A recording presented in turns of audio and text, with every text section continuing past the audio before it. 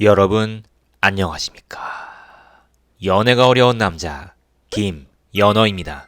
얼마 전 소개팅 때문에 지하철을 탔었는데요. 스크린도어에 비치는 제 모습 때문에 깜짝 놀랐습니다. 아니, 내가 이렇게 늙었나? 팔자주름이 제가 봐도 너무 심하더라고요. 나이 40이니 당연하겠지만 이런 모습으로는 아무도 저를 좋아해주지 않을 것 같다는 생각에 의기소침해졌습니다.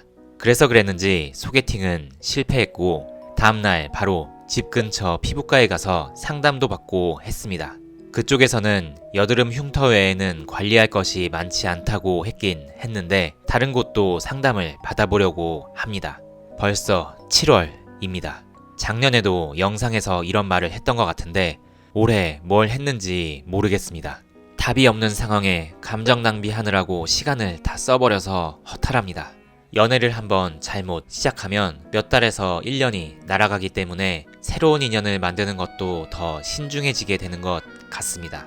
그리고 특히 올해는 나이 들었다는 생각 때문에 우울감과 무력감이 더 컸거든요. 열심히 살아야 하는데 도저히 뭔가에 집중할 만한 마음가짐이 되지 않습니다. 마음속에 20kg짜리 쌀포대가 한 4개 정도 저를 짓누르고 있어서 움직이지 못하고 있습니다. 우울감이 좀처럼 나아지지 않네요. 한 3년 전에 매일 저녁 때 맥주나 소주 반주를 하는 버릇이 있었다가 너무 생활이 피폐해지는 것 같아서 끊었었는데 요즘 다시 그 버릇이 생기고 있습니다. 요즘 제 주변 사람들을 보면 평범한 일상을 사는 것 같으면서도 저에게서 조금씩 멀어지고 있는 느낌을 받습니다. 요즘에는 카카오톡 프로필에 애기 사진이 올라오면 그렇게 신경이 쓰이더라고요. 축하하는 마음이 들면서도 참 나는 뭐 하고 있는 거지? 라는 생각이 들죠. 친구들 보면 나이대에 맞게 공부 열심히 해서 자격증도 따고 돈도 잘 벌고 육아휴직도 하면서 인생의 챕터를 한 장씩 넘기고 있는데 그러지 못하는 제가 참 한심합니다.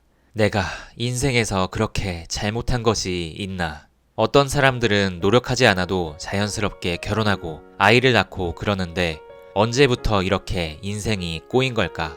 누구나 잘 되는 건 아니라고, 인생은 마음대로 되는 것이 아니라고 허무주의로 합리화시켜 보지만 스트레스를 받는 것은 사실입니다. 저는 언제 진정한 어른이 될 수 있을까요? 결혼하지 못한 저를 향해 주변에서는 저에게 야, 충분히 혼자서도 즐겁게 살 수 있어. 너가 능력이 없는 것도 아니고 차도 비싼 거 사고 명품도 사면서 당당하게 살아. 이런 식으로 위로하고 있습니다.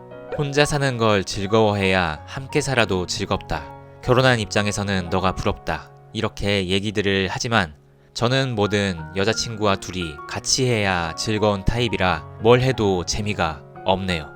그 핵벙커에 들어가서 버티는 게임 영상에서 보면 혼자 있다 보면 사람이 미치잖아요. 지금 약간 그런 상태인 것 같은데 간신히 미치지 않을 정도로 그냥 소소한 취미나 만들어서 돈을 아끼면서 근근히 살고 있어야겠습니다. 좋은 차를 타고 명품을 두르는 그런 삶보다 그냥 여자친구랑 떡볶이 먹고 편의점 아이스크림 먹으면서 소소하게 시간을 보내고 싶습니다. 언젠가는 그럴 수 있는 날이 오겠죠. 얼마 전에 회사 동기들끼리 회식을 했습니다. 근데 한 동기 여자애가 연어 오빠, 요즘 우울해? 눈빛에서 뭔가 보여서 그래. 아니야, 그냥 넘겼지만 요 몇 달 새 표정이 너무 어두워 보이던데 병원 한번 가봐. 라고 하더라고요. 회사에서도 제가 너무 어두운가 봅니다. 야, 우울하면 운동 좀 가. 임마, 나랑 수영이나 하자. 아니야, 우울증 걸린 사람한테 그런 말 하면 안 돼. 제가 요즘 그런데 정말 우울하면 밖에 나가서 사람들 눈에 띄는 것 자체가 부담스럽거든요. 이게 말하기는 참 애매한 느낌인데 밖에 강제로 나가면 뭐라도 하긴 하는데 그걸 하기까지가 더 힘들어진 그런 상태입니다. 인생이 잘 풀리면 이럴 일이 없죠. 여러분들은 다 아시는 그런 일들을 겪으면서 스트레스를 너무 많이 받다 보니 이렇게 된 것 같습니다. 시간이 지나면 해결이 될지 잘 모르겠습니다. 저번 영상에서 결정사 그리고 지인 등 소개팅을 여러 개 받았다고 말씀드렸었는데 아직 잘 된 것까지는 없습니다. 이 정도 만났으면 뭔가 만남에 비슷한 패턴이 있을 법도 한데 어찌 한 사람 한 사람이 다 다르고 새로운 스토리가 만들어지는 건지 정말 신기합니다. 소재가 떨어져 가고 있었는데 잘 됐습니다. 그리고 개인적으로 자잘한 다른 스토리도 몇 개 더 생겼는데 천천히 다음 기회에 다시 말씀드리도록 하겠습니다. 여러분들은 평안하게 잘 지내셨으면 좋겠습니다. 어쨌든 나이 40의 멘탈, 제 영혼을 평온하게 유지시키는 것이 중요한 것 같습니다. 영혼에 대해 이야기하다 보니 생각나는 소개팅이 있네요. 오늘도 한번 간단하게 이야기를 꺼내보도록 하겠습니다. 불교 철학에 관심이 많아요. 언제나 존재의 본질을 바라보려 노력합니다. 골드스푼에 뭔가 특이하고 심오한 자기소개가 올라왔습니다. 키 155 정도의 사진으로는 몸매가 좋고 굉장한 동안인 제가 좋아하는 강아지상의 미녀였습니다. 나이는 33살, 원피스를 입고 찍은 사진이 예뻐 보였습니다. 철학적인 자기소개라 책을 많이 읽는 분이신가 보네. 한번 보내볼까? 호기심이 생겨서 매칭 요청을 보냈는데 운이 좋게도 며칠 뒤 수락해 주셨습니다. 제가 일주일은 계속 일하느라고 새벽까지 바빠요. 한 2주 뒤에 볼 수 있을까요? 그녀는 경계심이 좀 있는 듯했습니다. 어플의 경우 이런 식으로 되면 2주 사이에 약속이 깨지는 경우가 다반사입니다. 하지만 어찌저찌 연락이 끊어지지 않았고 어느 평일 저녁 강남역의 파스타집에서 그녀를 보게 되었습니다. 약속 시간보다 한 10분 정도 늦는 그녀. 저는 한 30분 정도 일찍 와서 주변 테이블을 봅니다. 다들 어색한 표정으로 즐거운 척 소개팅을 하고 있네요. 저 멀리서 신나게 대화하는 커플이 보입니다. 남자가 어깨도 넓고 훈남이네요. 여자는 그에 비해서는 조금 평범. 그러나 여자가 입이 귀에 걸려서 신나게 얘기하더라고요. 역시 여자를 기쁘게 하는 것도 외모구나 싶었습니다. 반면에 누가 봐도 텐션이 떨어지는 고개 숙이고 파스타 드시는 사람들도 있습니다.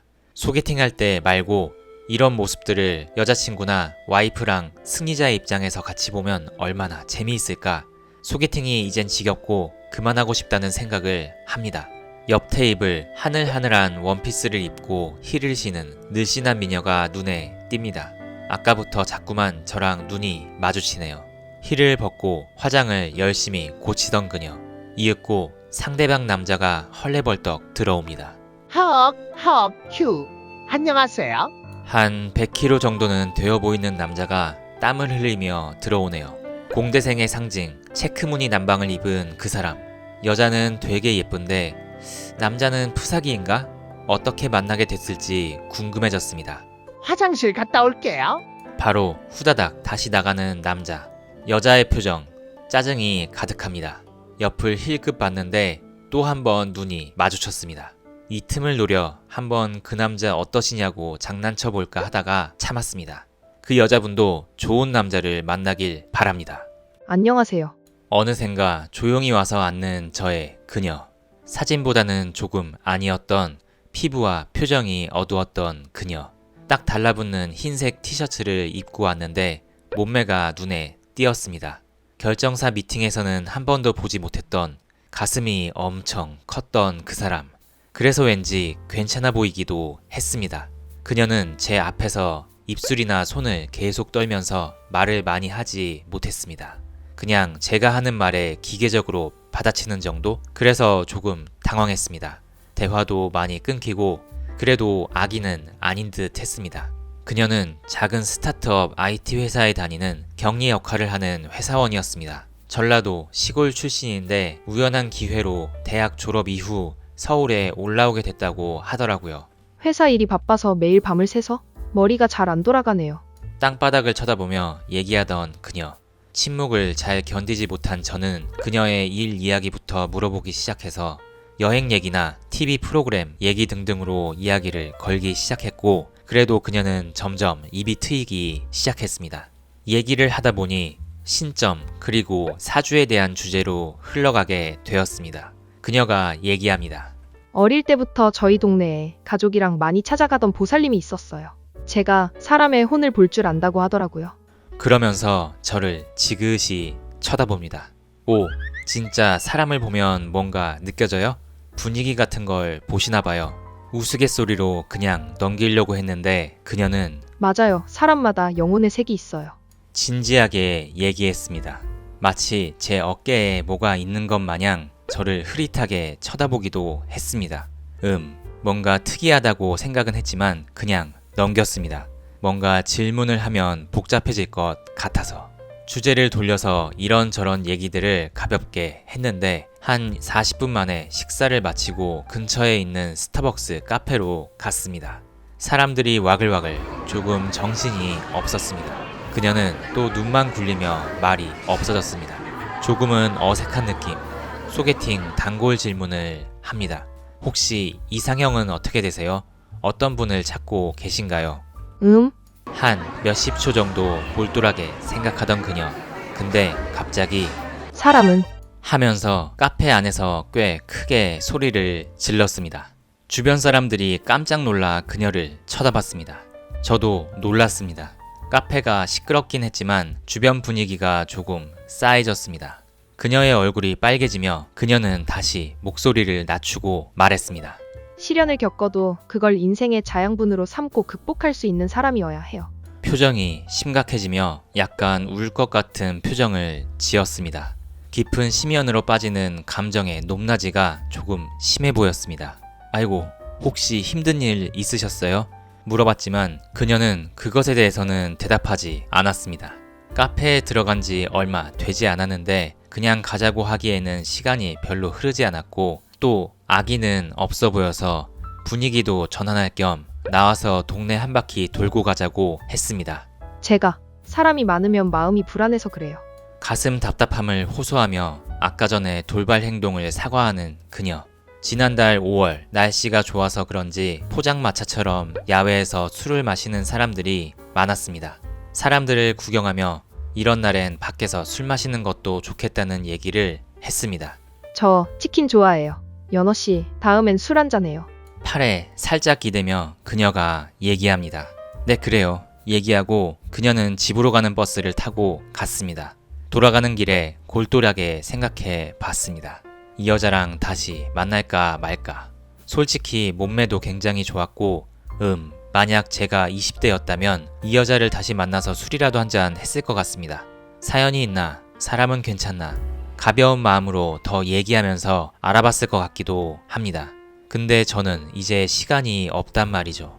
감정 기복이 심하지 않은 조금 더 보통의 사고방식을 가진 여자를 만나야겠다고 생각했고 집에 가서도 연락을 주고받긴 했지만 결국에는 안 만나는 방향으로 했습니다.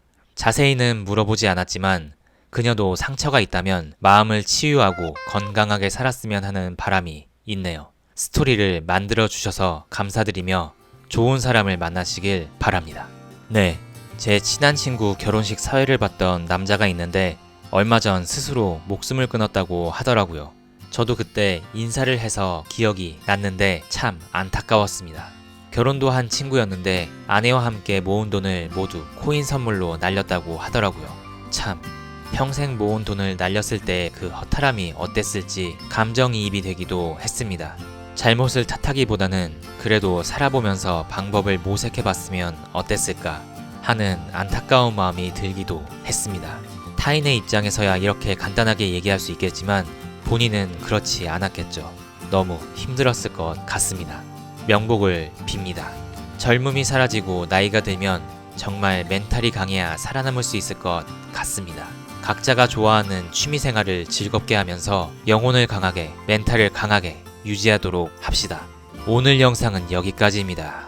모두 행복하시길 바랍니다.